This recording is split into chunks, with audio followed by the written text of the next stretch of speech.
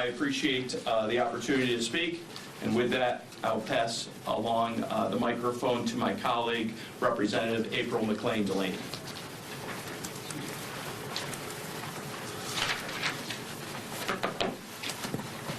Good morning. I represent the 6th District of Maryland, and when elected, made a commitment to my constituents to seek common sense, common ground solutions.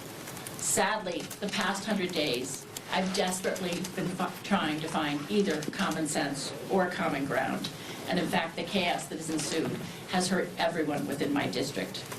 My district is as economically diverse as any district in the country. It starts not far from here in Montgomery County, where NIH researchers are curing cancer, and NIST employees are establishing parameters for AI innovation.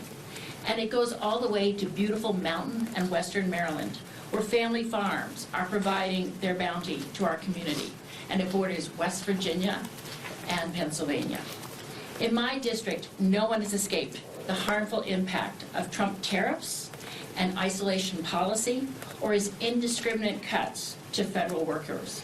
I represent over 35,000 federal workers at agencies such as NIH, the National Institute of Cancer, NIST, our Fire Academy, and Fort Detrick. Farmers are very concerned about selling their crops because of tariff impacts, but also because of markets drying up. Markets they normally sold into, like through USAID or through SNAP programs. And cancer and innovation researchers and the surrounding biotech and tech private markets have been dealt a devastating blow from government cuts to both agencies and research and innovation engines. Small businesses and consultants are cratering because of lack of business.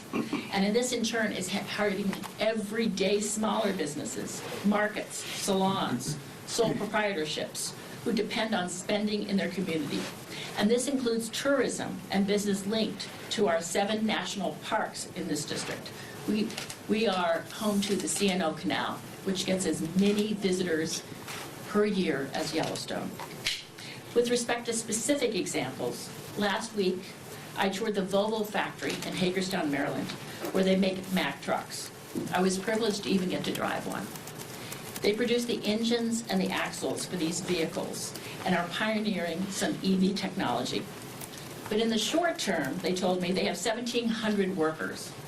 But instead of reshoring and bringing innovation and investment into the United States, Volvo is projected to cut 50 to 100 workers due to tariffs and economic insecurity. They do not know how the market will react, and more cuts might come later. Moreover, I had met with each of my 5 county farm bureaus: Montgomery County, Frederick, Allegheny, Washington County, Garrett, and they're all concerned about crop market prices, SNAP, and reimbursement for investments they've made into their farms, which have not been reimbursed by government programs for which they were promised. It is a tsunami hitting them from every angle, and toppled with that are threatened cuts to Medicaid, Medicare, and Social Security.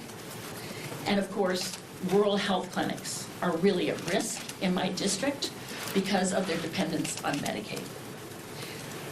These self-inflicted, nonsensical, penny-foolish and pound-foolish policies are impacting our economic security, our U.S. competitiveness, and our national security.